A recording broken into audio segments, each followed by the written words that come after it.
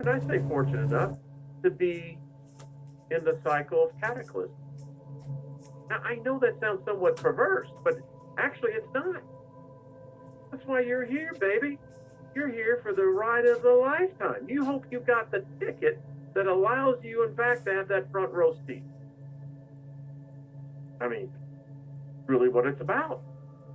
And so when we get back into, again, looking into the future, well, we're immersed into a cycle. And again, it just depends how you, now, the Earth has the most, blatant way for showing us in the cycling of matter. I've said this so often, except for the spacecraft that have left Voyager 2, some of the longer birds that are out there that have the gold on them, the rest of the gold has never left the planet. It's all still here. Everything is still here. The Earth has a way of recycling. It's quite interesting. And so we're in a cycle. It's determining what cycle we're in. Now, by all indication, we have entered into a cycle that, well, clearly indicates an end of one and a beginning of another. And that's where things really get interesting, particularly if you happen to have the ticket to be alive. Now, we look at cataclysm and loss of life goes with that. But it's as the Moody Blues said, from death comes life. It's the cycle. The Earth has a cycle. And sometimes man isn't quite hip to what those cycles are now. And here is the list, folks. You ready for this? Major devastation in California of all kinds. Fire, flood, earthquake. She saw earthquakes in new areas, never before discovered fault lines. I got many stories on that one. Here's the one that's most unsettling to me.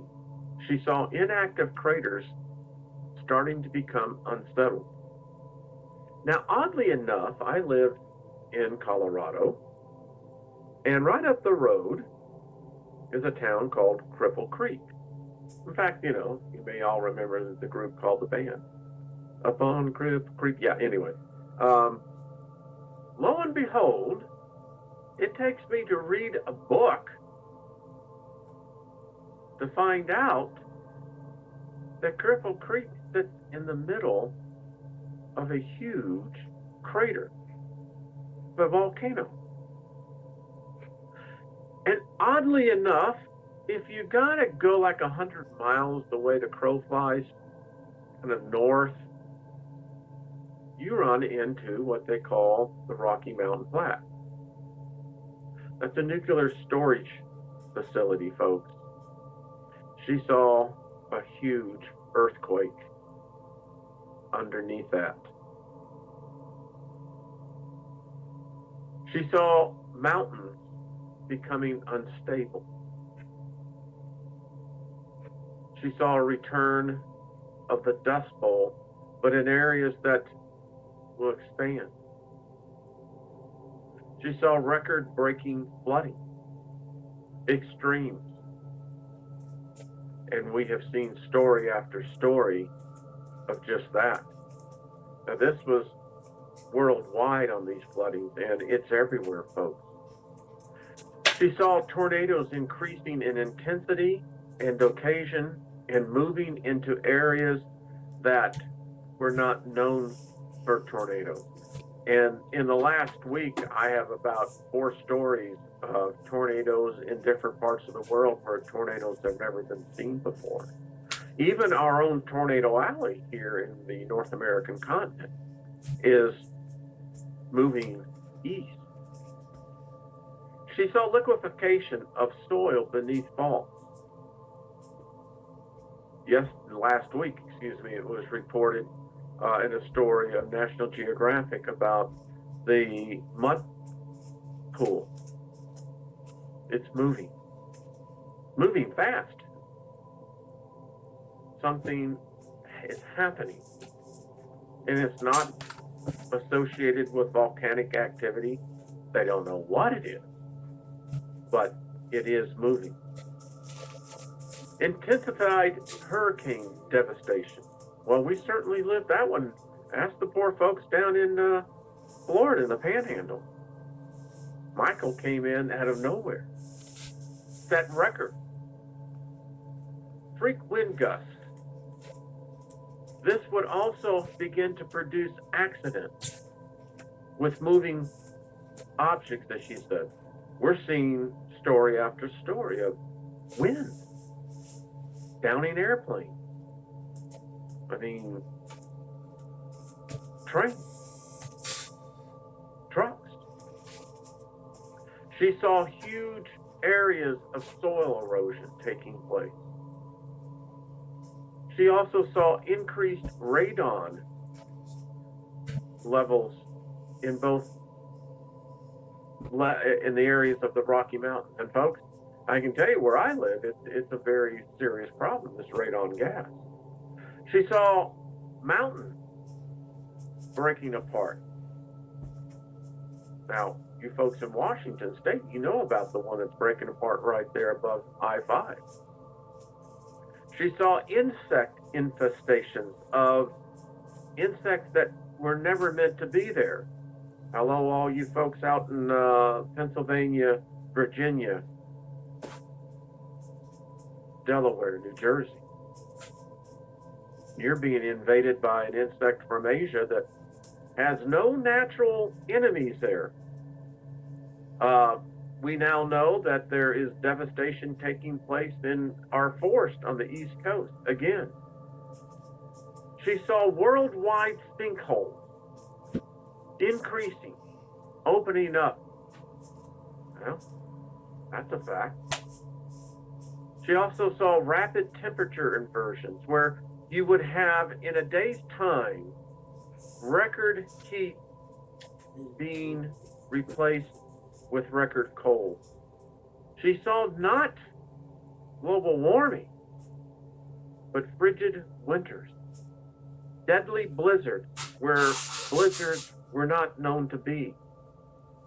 Hello, all you folks down in the Deep South, Houston, San Antonio, Louisiana, Mississippi, Alabama, Georgia, all getting snow. Places that have never seen it. Yeah. She saw summer storms intensifying with hail and lightning unlike anything seen before. We're seeing this right now. Just last week, through Saudi Arabia, Yemen, Oman, that entire region covered in hailstones. Almost what we would say over here in America, a foot deep. She saw underground fissures opening and natural gas filling in and underground fires beginning, and that these fires would not be detected until way too late. Now, the folks right there in St. Louis, you know about the fire right there. It's getting closer to that nuclear dump. West Virginia, Pennsylvania. She said she saw widespread surface blazes, fires that would literally blow up out of nowhere and take major property damage. She saw a major quake of the New Madrid Fault affecting southern Illinois, northeastern Arkansas. She saw the waters vanishing backwards and then jeopardizing the entire Mississippi River Valley. Now, this is something I found very, very interesting. She said, beware when you begin to see the atmosphere change color. Now, I'm going to be doing a story over on my YouTube channel, folks, on this phenomenon that I don't remember growing up as a kid ever happening, ever seeing a picture of it. The purple sunset, purple light, purple rainbows. That it is a clear indication, folks.